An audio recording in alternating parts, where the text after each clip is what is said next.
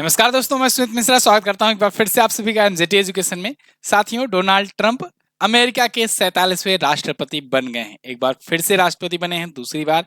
इससे पहले 45वें राष्ट्रपति थे। ये बहुत ही दिलचस्प चुनाव रहा इस बार अमेरिका का। अमेरिका एक नेक्स्ट लेवल पर ही चला गया था। यहाँ पर राजनीतिक प्रतिद्वंदता यहाँ पर भी काफी अच्छी देखने को मिली, लेफ्ट वर्सेज राइट में।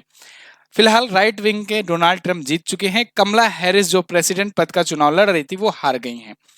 बहुत बुरी तरीके से ये हार थी, लेकिन वो तो लास्ट टाइम पर कैलिफोर्निया स्टेट इन्होंने जीत लिया। इस वजह से काफी करीब पहुंच गई थी, काफी टक्कर का मुकाबला हो गया था। अगर वो स्टेट नहीं जीती होती तब बहुत बुरी तरीके से हारती। फिलहाल आज की इस वीडियो में हम लोग बात करने वाले हैं, चर्चा करने वाले हैं कि डोनाल्ड ट्रंप के प्रेसिडेंट बनने से भारत को कितना फायदा होने वाला है, भारत के लिए ये अच्छा होने वाला है या फिर बुरा होने वाला है।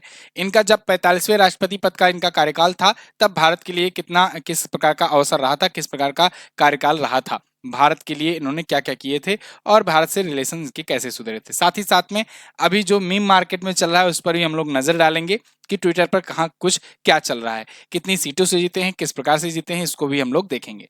तो अभी के हिसाब से जब मैं ये वीडियो बना रहा हूँ आपके लिए, तब तक पूरे नतीजे नहीं आए हुए हैं, थोड़ा सा रह गया है, लेकिन जीत कंफर्म हो गई है। जैसे जैसे वहां पर 270 चाहिए विन के लिए, जीतने के लिए। टोटल 538 सीटें होती हैं वहां पर, लेकिन 267 जो है ट्रंप जीत चुके हैं और 224 और कमला हैरिस हैं, जो कि काफी पीछे हैं अभी। और अभी कुछ जो स्टेट्स हैं जिनके रिजल्ट्स अभी आने बाकी हैं, उनमें भी डोनाल्ड ट्रंप ही आगे चलते नजर आ रहे हैं। जैसे आप देखो, जैसे आपका यहाँ अरिजोनिया है, मिशिगन है, नवेदा है, इनमें सब में डोनाल्ड ट्रंप आगे चलते बढ़ते नजर आ रहे हैं। इसके अलावा रिक स्कॉट एक पर और एक पर रूबेल गैल्गो जो है ये ऊपर बढ़ते हुए नजर आ रहे हैं। तो मतलब कमला हैरिस जो है ये काफी पीछे हो चुकी हैं। तो जो सीनेट है, जो कि अपर हाउस है वहां का, जैसे अपने यहाँ का राज्यसभा है, वैसे वहां पर ऊपर अपर हाउस को सीनेट कहते हैं, लोअर हाउस को हाउस ऑफ रिप्रेजेंटेटिव कहते हैं। तो सीनेट में बहुमत के लिए 50 चाहिए था, रिपब्लिकन ने 51 जीत लिए। रिपब्लिकन डोनाल्ड ट्रंप की पार्टी है, इनकी पार्टी का नाम डेमोक्रेट है, इन्होंने 42 जीते हैं। और यहाँ पर टोटल बहुमत के लिए 270 चाहिए होते हैं।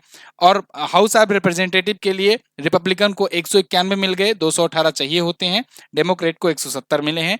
और इसमें अभी बाकी नतीजे आ जाएंगे फुली, तो फिर इसमें भी इनकी बढ़त होने वाली है। तो कुल मिलाजुला करके डोनाल्ड ट्रंप जीत गए हैं।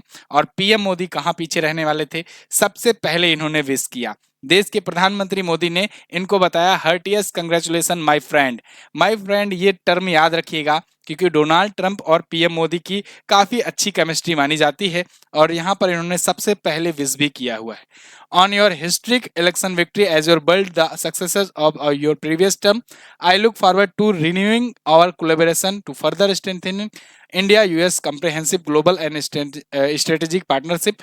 Together, let's work for the betterment of our people and to promote global peace, stability and prosperity. Global piece की बात डोनाल्ड ट्रंप भी कर रहे हैं कि हम आ रहे हैं अब, और अब आने के बाद जितने युद्ध चल रहे हैं ना, उनको शांत करा देंगे। तो युद्ध की शांति की बात ये पहले ही स्पीच में अपने कर रहे हैं डोनाल्ड ट्रंप। ये बहुत बड़ी बात देखने को मिली।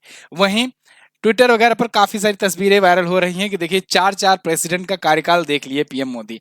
जब आए तब बराक ओबामा का टाइम पीरियड चल रहा था, इसके बाद डोनाल्ड ट्रंप का टाइम पीरियड आया, फिर उसके बाद फिर यहाँ पर जो बाइडेन का आया, और अब डोनाल्ड ट्रंप एक बार फिर से आ गए। तो चार चार हो गया। हो सकता है 2029 तक, जब तक ये रहेंगे तब तक यहाँ एक और प्रेसिडेंट आ जाए। कारण क्या है इसके पीछे? इसके पीछे का कारण यह है कि यहाँ पर 4 साल के लिए चुनाव होते हैं, और यहाँ पर पीएम मोदी को 5 साल मिल रहे हैं, क्योंकि इंडिया में 5 साल के लिए होता है लोकसभा का टर्म। तो फिलहाल डोनाल्ड ट्रंप वो व्यक्ति हैं जिन पर अभी असैसिनेशन भी अटेम्प्ट किया गया था। एक दो बार नहीं बल्कि कई बार अटेम्प्ट किया गया, जिसमें कुछ में तो पहले ही मतलब पहले ही पकड़ लिए गए, लेकिन एक में तो इनके कान से निकल करके गोली गई थी। इस पर मैंने आपको वीडियो भी दी हुई थी। डोनाल्ड ट्रंप आज शायद अपने बीच ना होते और आज शायद प्रेसिडेंट ना बन पाते, अगर ये गोली 1 भी सेंटीमीटर इधर उधर हुई होती तो यहाँ डोनाल्ड ट्रंप का लक भी कह सकते हो, किस्मत भी कह सकते हो। लेकिन एक व्यक्ति जो सबसे अहम भूमिका निभाया है इनको जिताने में, वो है एलन मस्क। अगर आप ट्विटर यूज करते होगे तो आपको पता होगा, एलन मस्क खुला प्रमोट कर रहे थे, मतलब खुलेआम प्रमोट कर रहे थे और ऐसा लग रहा था कि इस बार भाई अगर डोनाल्ड ट्रंप हारे तो सबसे ज़्यादा नुकसान जो होने वाला है वो इनको ही होने वाला है, क्योंकि अल्टीमेटली रहना तो आपको यूएस में ही है। अगर आप खुल करके इस हिसाब से प्रचार कर रहे हो, हालांकि वहां पर ऐसा माना जाता है दुनिया भर के लोगों को कहने के लिए कि वहां फ्री स्पीच है ऐसा वैसा, लेकिन कहीं ना कहीं अगर सरकार से दुश्मनी लोगे तो कुछ ना कुछ तो आपको प्रोजेक्ट्स में या बाकी चीज़ों में आप पर कहीं ना कहीं तो इनको इसका परिणाम देखने को मिलता। लेकिन गनीमत ये रही कि बंदा कभी हार नहीं मानता और ना ही हार जल्दी देखने को मिलता है। तो जीत गए एक बार फिर से। तो अब एक और तस्वीर अभी आ रही है, यहाँ पर तो मैंने नहीं लगाई है, लेकिन ये ट्वीट किए हुए हैं कि सिंक इन, अब यूएस प्रेसिडेंट हाउस में, व्हाइट हाउस में भी सिंक इन कर रहे हैं। ठीक वैसे ही टॉयलेट सीट लेकर के जा रहे हैं, एंट्री कर रहे हैं उस फोटो में व्हाइट हाउस में, जैसे जब इन्होंने ट्विटर को खरीदा था तब ट्विटर ऑफिस में ये पहली बार लेकर के पहुंच गए थे। तो ठीक उसी प्रकार से इन्होंने, मतलब कि वहां पर भी उन्होंने सिंक इन करके डाला हुआ था पोस्ट, और ऐसे ही पोस्ट अभी इन्होंने फिर से डाला हुआ है कि व्हाइट हाउस में भी अब एंट्री मिल गई है, क्योंकि भाई डोनाल्ड ट्रंप तो पूरा मतलब कि समझ लो राइट हैंड बन करके ये प्रमोट कर रहे थे, साथ साथ में रिजल्ट वगैरह भी देख रहे थे।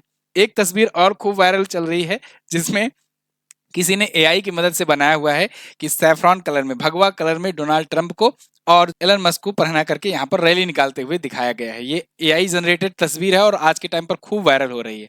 इसके पीछे का कारण ये है कि ये दोनों जो है, दोनों नहीं, खास करके डोनाल्ड ट्रंप को कहेंगे, ये हिंदुओं पर जो अत्याचार हो रहा है या कहें हिंदुओं पर जो अटैक्स हो रहे हैं, आपने देखा पिछले दिनों में कई जगहों पर हुए, जैसे अमेरिका में कई मंदिरों पर हुए, अभी रिसेंटली कनाडा में हुआ, बांग्लादेश में अक्सर हुआ। जहां बांग्लादेश में सरकार गिराने में अहम भूमिका रही अमेरिका की, वहीं पर जहां पर अटैक हो रहे हैं बांग्लादेश में हिंदुओं पर और वहां पर मंदिर वगैरह तोड़े जा रहे थे, उल्टा इन्होंने मोहम्मद यूनुस को बुला करके सम्मानित भी किया जो बाइडन ने। तो इन सब को लेकर के इनके पास भी मुद्दा मिल गया कि भाई हिंदुओं पर बोल नहीं रहे थे ये, तो ये बोले, तो इस वजह से यहाँ पर इनको यहाँ भगवा कलर में दिखा करके रैलियां निकाली गई और ऐसा मतलब तस्वीरें बनाई गई एआई जनरेटेड। ऐसे ही कुछ और तस्वीरें यहाँ पर बनाई गई, ये भी एआई से ही बनाई गई है, ठीक है ना, मैं यहाँ पर लिख दे रहा हूँ एआई जनरेटेड है। अब इसका मतलब जो लोग एआई से इमेज बनाना जानते होंगे ना, वो समझ पा रहे होंगे कि कितना डीप में, कितना लंबा इसका पूरा का पूरा जो कंटेंट है वो लिखा गया होगा। जो कॉन्टेक्स्ट लिखा जाता है जिसके बाद एआई जनरेट करता है, कितना डीपली और कितना लंबा लिखा गया होगा, तब ये तस्वीर बन पाई होगी। जो इमेज बनाते होंगे वो समझ रहे होंगे। फिलहाल अब की बार ट्रंप सरकार, ये स्पीच भी वायरल हो रही है, पीएम मोदी जो है जब हाउडी मोदी कार्यक्रम करने गए हुए थे अमेरिका में, और इंडिया में जब नमस्ते ट्रंप कार्यक्रम हुआ था, ये तब हुआ था जब डोनाल्ड ट्रंप अपना प्रेसिडेंट का कार्यकाल पूरा करके अगले के लिए चुनाव लड़ रहे थे, जिस वाले टर्म में जो बाइडन ने जीता हुआ था, मतलब 46वें राष्ट्रपति पद के लिए। तो उस टाइम पर पीएम मोदी गए हुए थे और हाउडी मोदी कार्यक्रम हुआ था वहां पर अमेरिका में, और उस टाइम पर पीएम मोदी ने नारा दिया था कि अब की बार ट्रंप सरकार, जैसे इंडिया में ये नारा फेमस हुआ था ना, अब की बार मोदी सरकार, उसी को लेकर के। तो ये अब वायरल हो रहा है, मतलब ये मैं कुछ मीम्स आपको दिखा रहा हूँ। फिलहाल इन सब पर मैंने समय समय पर आपको वीडियो दी थी, ट्रंप को जब गोली लगी थी तब भी मैंने दिया था, और ट्रंप में अमेरिका में राष्ट्रपति चुनाव कैसे होता है ये भी मैंने आपको पूरा अच्छे से डिटेल में समझा करके पूरा प्रोसेस बताया हुआ है। तो उसी चीज को मैं दोबारा रिपीट नहीं करना चाहता हूँ। यहाँ पर स्टेट्स जीतने होते हैं, यहाँ पर सीटें से मतलब नहीं होता है, सीटें कम डिपेंड करती हैं। तो फिलहाल अगर आपको जानकारी चाहिए तो इस वीडियो को देख लीजिएगा। और इंडिया की बात करते हैं कि इंडिया अब इनसे रिलेशन में किस प्रकार से रहेगा। तो देखो, जब डोनाल्ड ट्रंप की सरकार थी, जब ये 45वें प्रेसिडेंट थे, तब इंडिया के लिए काफी अच्छा सिचुएशन चल रहा था। क्यों? क्योंकि ये चाइना को हमेशा चेक पे रखा करते थे। चाइना से ट्रेड वार इन्होंने शुरू किया हुआ था, चाइना पर कई सारे ऐसे सैंक्शंस लगा दिए थे, तो एक प्रकार से इंडिया को मजबूती मिल रही थी। वहीं जो बाइडन की जो सरकार रहती है, ये चाइना से सॉफ्ट तो हो ही जाती है, साथ ही साथ पाकिस्तान को भी सपोर्ट करने लग जाती है। इंडिया के प्रति उतना नहीं, बस इंडिया के प्रति उतना ही ये सॉफ्ट रहती है जितना उसको बिजनेस में आसानी हो, बिजनेस में दिक्कत ना आए। बस इसीलिए जो बाइडन की सरकार रहती है, यानी कि डेमोक्रेटिक की पार्टी की जब रहती है सरकार, तो इतना रहता है रिलेशन। लेकिन रिपब्लिकन्स के तरफ अगर देखा जाए तो इंडिया का झुकाव इनका ज्यादा रहता है, इंडिया से रिलेशन काफी मजबूत रहते हैं, और पीएम मोदी को की और डोनाल्ड ट्रंप की बॉन्डिंग भी अच्छी है। इस वजह से उम्मीद की जा रही है कि भारत और अमेरिका के रिलेशन अब और अच्छे से सुधरेंगे। वहीं पर जहां जो बाइडन प्रेशर बनाना चाहते थे बार बार, आपने देखा अभी ब्रिक्स समिट से पहले इंडिया पर काफी प्रेशर बनाए गए जो बाइडन के द्वारा या कहें अमेरिका के द्वारा, कि आपके रॉ एजेंट पकड़ लिए गए हैं, फला फला, मतलब बहुत सारे आरोप लगाए गए। इसके अलावा कनाडा की भी जब बात आती है तो इंडिया कनाडा का रिलेशन इस टाइम गड़बड़ चल रहा है, तो वो यूएस जो है वो कनाडा का सपोर्ट कर रहा है। अब देखना यह होगा कि ट्रंप किसका पक्ष लेते हैं, डोनाल्ड ट्रंप इस मामले पर किस प्रकार से यहाँ बयान देते हैं। क्या वो भी खालिस्तानी सपोर्टर हो जाते हैं, क्योंकि खालिस्तान का मुद्दा बहुत ज्यादा चल रहा है और ऐसे में कनाडा का इस मुद्दे पर कनाडा का सपोर्ट करता हुआ दिख रहा है अमेरिका। देखना होगा कि डोनाल्ड ट्रंप इस पर क्या रुख रखते हैं। यहीं पर एक और बात निकल कर के आती है, व्लादिमीर पुतिन के भी रिलेशन माने जाते हैं अच्छे डोनाल्ड ट्रंप से। तो ऐसा कहा जा रहा है कि ये अब आएंगे तो युद्ध समाप्त होने की कगार पर आ जाएगा, युद्ध हो सकता है शांत कर दिया जाए। इन्होंने कहा भी है, इस चीज का वादा भी किया है कि हम आ रहे हैं अब, और पहले ही स्पीच में इन्होंने कहा कि अब युद्ध बंद करवाने का पूरा पूरा प्रयास करेंगे ये, और हो सकता है रसिया पर जो 21,000 से ज्यादा सैंक्शंस लगाए गए हैं ये भी कम कर दिए जाएं या खत्म कर दिए जाएं। आपको याद होगा डोनाल्ड ट्रंप जब जा रहे थे, जब ये इनकी सरकार जा रही थी 2021 में, तब ये जाते जाते बहुत सारी चीजें, बड़े बड़े डिसीजन ले लिए थे। उस टाइम पर जाते जाते इन्होंने डब्ल्यूएचओ पर बहुत सारे आरोप लगाए थे और डब्ल्यूएचओ पर फंडिंग देने से मना कर दिया था कि अमेरिका इनको फंडिंग नहीं देगा। ऐसे बहुत सारी संस्थाओं से बहुत सारे ऐसे जो सैंक्शंस हैं, ईरान पर बहुत सारे सैंक्शंस लगा दिए थे इन्होंने। तो बहुत बड़े बड़े डिसीजन लेकर के ये चले गए थे। हालांकि तुरंत जब जो बाइडेन आए तो उनमें से कई सारी चीजों को फिर से इन्होंने वो कर दिया, डब्ल्यूएचओ में फिर से वो फंडिंग देना शुरू कर दिया, बहुत सारी चीजें किए थे। तो ये होता भी है कि क्योंकि एक दूसरी विचारधारा वाले होते हैं जो दूसरा मुद्दे लेकर के चलते हैं, और वहीं दूसरे मुद्दे वाले जो लेकर के उसके अपोजिट में चल रहे होते हैं, अगर वो जीता तो उनके मुद्दों को पलटता ही है। ऐसे ही इनके बड़े बड़े मुद्दे मैंने कल की वीडियो में भी आपको गिनाए थे। जैसे इनके बड़े मुद्दों में एक तो इमिग्रेंट वाला मुद्दा है कि इमिग्रेंट को आने से बिल्कुल बैन कर देंगे, रोक देंगे। दूसरा इनके सामने बड़ा मुद्दा ये समलैंगिक वाला है, समलैंगिकता वाला।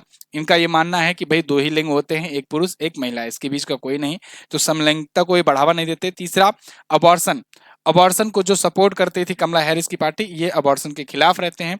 और टैरिफ को भी ये खत्म करने की बात करते हैं। इसके अलावा इन्होंने मेक अमेरिका ग्रेट अगेन की भी बात कही हुई है, और बहुत सारे मुद्दे इनके हैं, चुनावी मुद्दे। देखना होगा अब ये कैसे उसको पूरा करते हैं। फिलहाल डोनाल्ड ट्रंप के लिए एक बार कंग्रेचुलेशन लिख दीजिए आप लोग।